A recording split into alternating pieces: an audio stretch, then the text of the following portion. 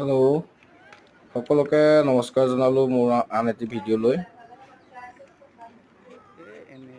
এই যে পুখুৰীটো দেখিছে, এই পুখুৰীটোত যে মানুহখিনি চাৰি চাইডে আপোনালোকে উপস্থিত দেখিছে, এইখিনি মানুহ এনেই গোট খাই থকা নাই।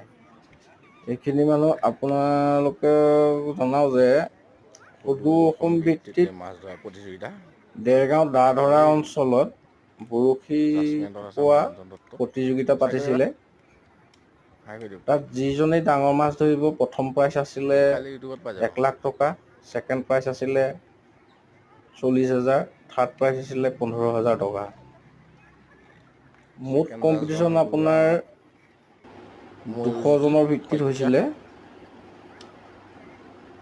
আৰু মই যেতিয়ালৈকে আছিলোঁ তাত এজন মানুহে চবচে হায়েষ্ট মাছ ধৰিছিলে ডাঙৰ, যোৰহাটৰ, তেখেতৰ নামটো ভালদৰে নাজানো, 5 কেজি 500, হয়তো তেওঁৱেই জিকিলে।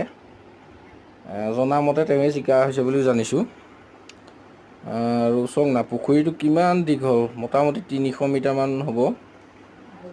আৰু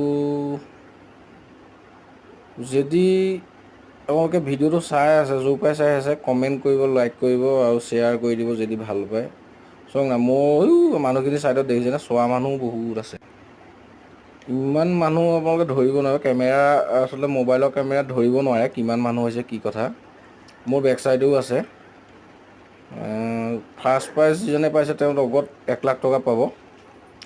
আৰু যি প্ৰথম ধৰে তেওঁ পাব আপোনাৰ 5,000 টকা, সৰুৱে হওক ডাঙৰে হওক কথা নাই, তেওঁ 5,000 টকা পাব।